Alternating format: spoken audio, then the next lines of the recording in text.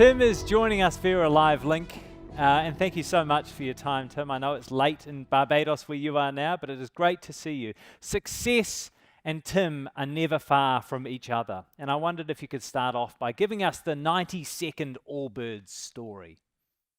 Yeah, well, of course I will, Jack. Thank you very much for having me. And just as a former All White, having just caught up on the news today with the All Whites walking out of the game against Qatar, I feel like I should just comment on that briefly and just say how proud I am of those boys. I actually played with Michael Boxall. He is a man of great character, and it would have been easier to keep playing, much harder to walk off.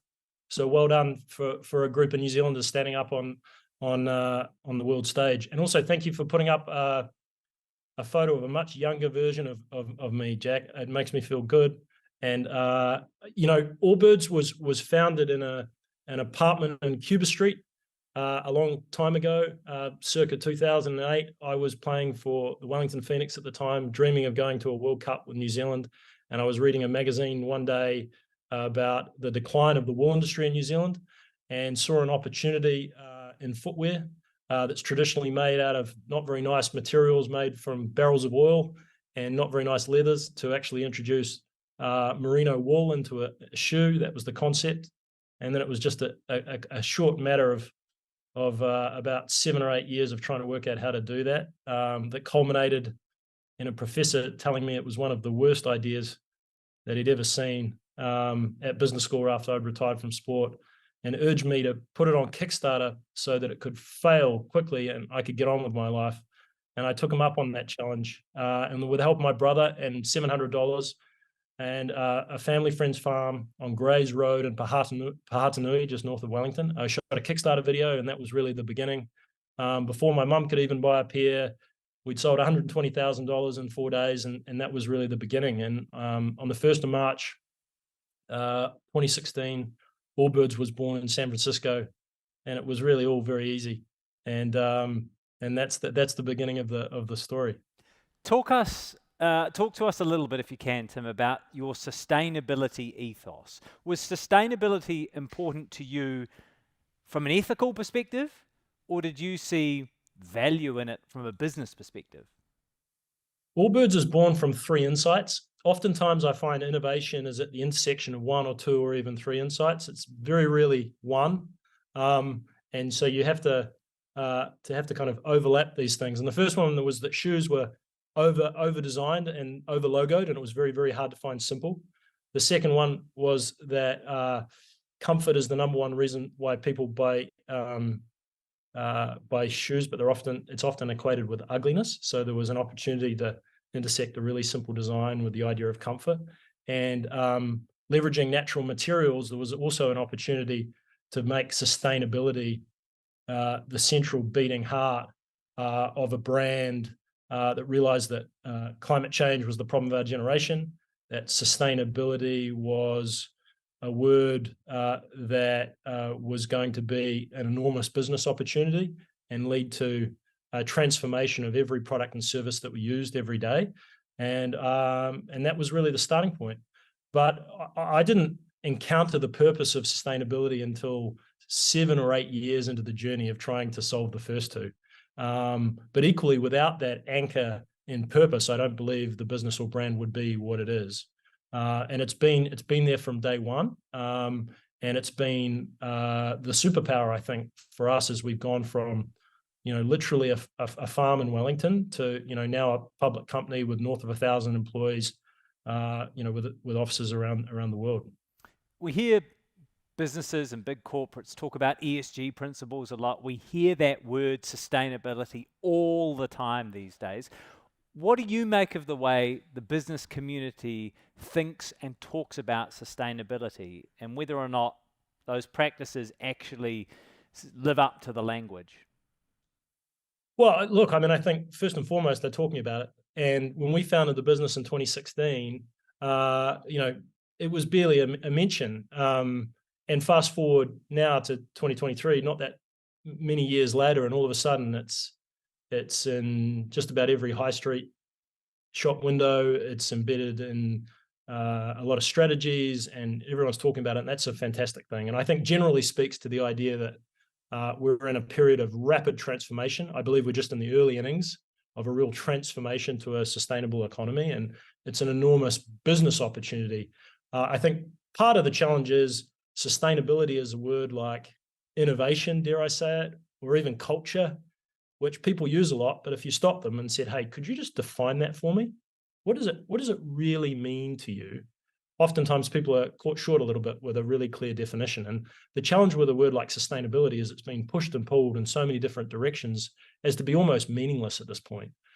You can make literally plastic promises and recycle plastic, certainly in the context of fashion, and claim that as sustainable. And sure, that's a step in the right direction, no question. But to claim that as truly the North Star of how we should be thinking about this transformation, I think, is to misrepresent how hard it is and what exactly it means. Part of the challenge with sustainability is it means 100 different things to 100 different people. It's about air quality, land quality, animal welfare, recyclability, fair trade labor, and all of those things are important. But I think it's very, very important for you to pick a strategic lane that defines that.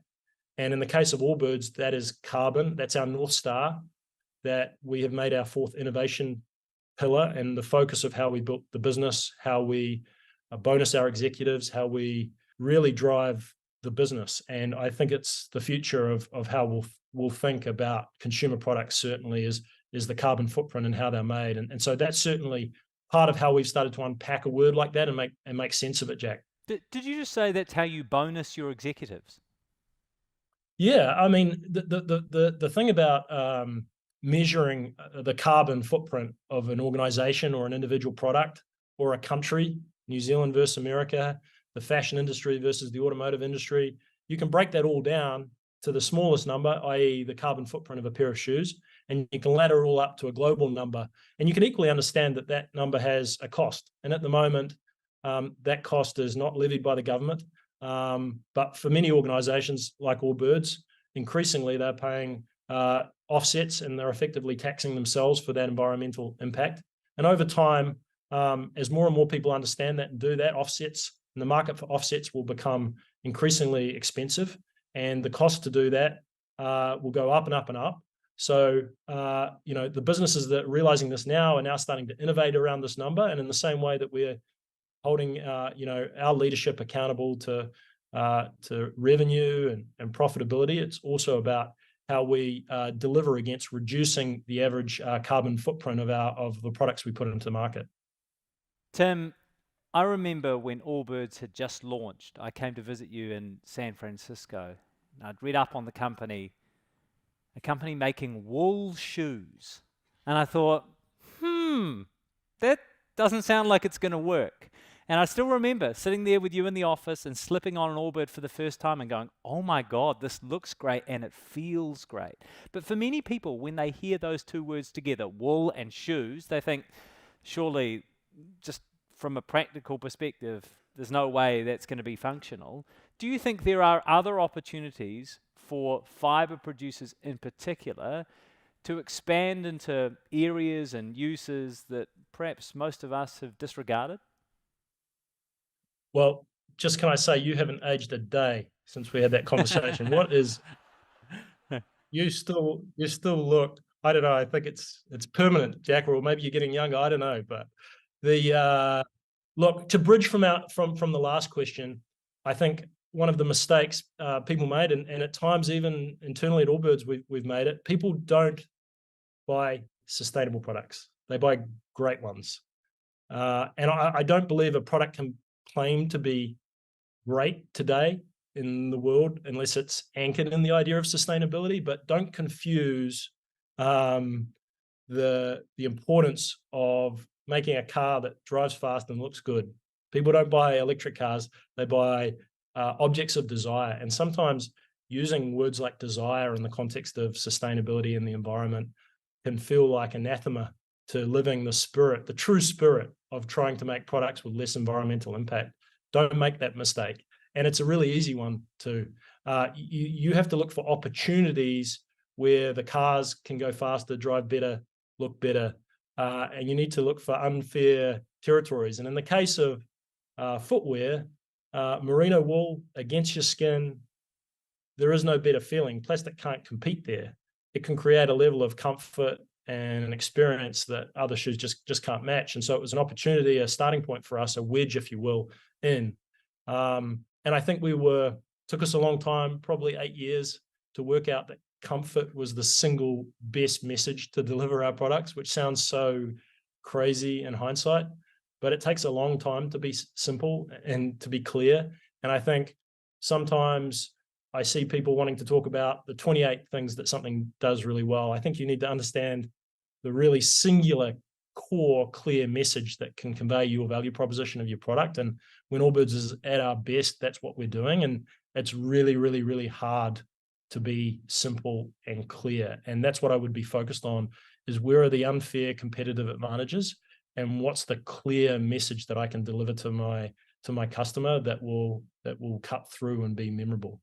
It's really interesting that you see us as being at an inflection point of sorts, because I look at the state of fast fashion at the moment, and just to pick on one retailer as an example, the giant Shein, which is producing literally billions and billions and billions and billions of fast fashion products every year. And from a consumer perspective, it is more convenient than ever to see something online, click a button, and have it delivered to your doorstep. How do you see the tension between fast fashion and the huge growth in that space and perhaps more thoughtful, sustainable products like Allbirds? Yeah, I think it's really important to break that down. The assumption, I think, that's easily made, certainly within the fashion industry, is that consumption is bad. Patagonia, famously, one of the exemplars and an iconic brand, and a brand that Allbirds looks up to, took out an ad in the New York Times famously on Black Friday circa 2012. And they had a photo of one of their jackets and they said, "Do not buy this jacket." And it was a breakout message at the time. And the reality is we've continued to buy jackets from Patagonia and others. And I think the argument that we should buy less is a valid one, but to say it's the solution is a fallacy. It's not. It's too simplistic to say that consumption is bad. Now, I'm not defending the fast fashion aspects of the fast fashion industry. I just think people want ice cream in a moment when this is a game of inches. This is Al Pacino on Any Given Sunday. If you've got the reference, you gotta eke this out. And people continue to need jackets and t-shirts and everything else that you're innovating and trying to make. It's the onus is on business is to reimagine how those are made with net zero impact, so that we can take an ad out in the New York Times that says, "Do buy this jacket," because we know that it has a net zero with no offsets, a net zero carbon footprint, or even net negative, which by the definition of this, and this is very much a thought exercise at this stage, the more that you buy of that object, the better it might be for the environment. So I think you need to have an intellectual framework, because otherwise you fall very, very quickly into the easy arguments, and there's nothing easy about this. But what I will say is this transformation is full of opportunity for those people that do work this out and understand where the wedges are and understand the consumer sentiment, because we're in a very, very interesting moment. Tim, I know that for years, Allbirds strived to make a net zero shoe. Can you give our audience a bit of an insight as to what exactly is required if you want to produce a net zero shoe? Well, you need to partner with an extraordinary organization like New Zealand Merino, like we have over the last number of years, focused on a pilot program around regenerative agriculture, focused on first using technology and leveraging technology to understand out the gate carbon footprint of the fiber. And that's what we've done. A surefire way to not have a friend show up to have a drink with you on a Friday night is to mention the word regenerative agriculture.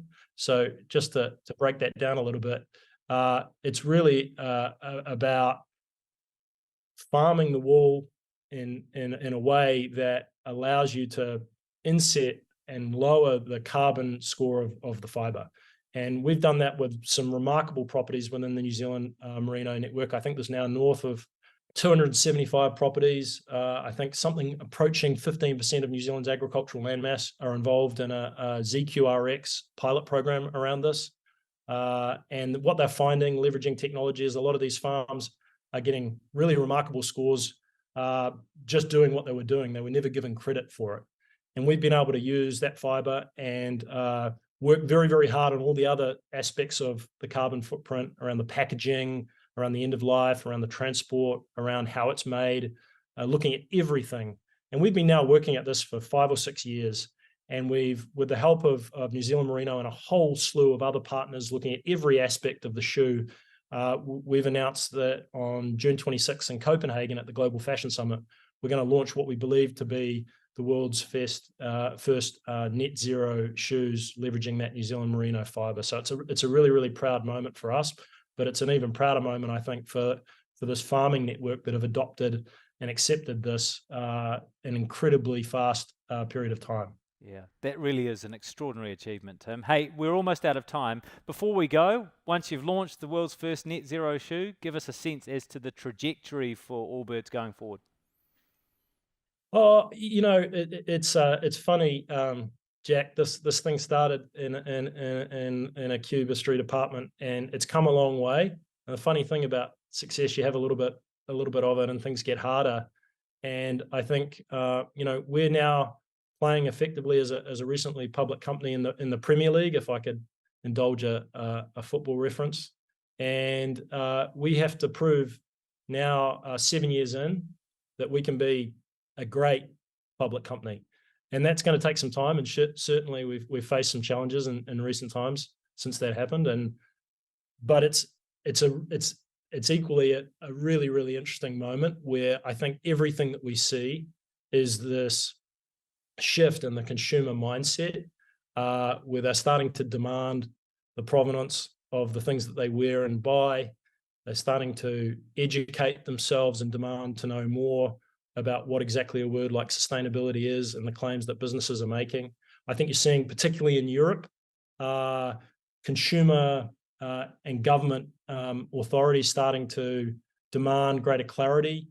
So I think we're in a period of what I might call the say-do gap, where a lot of people say they care about the topic of sustainability, but it isn't yet translating into a clear set of standards and actions for consumers to understand, and hence they're confused, and many businesses are allowed to make claims.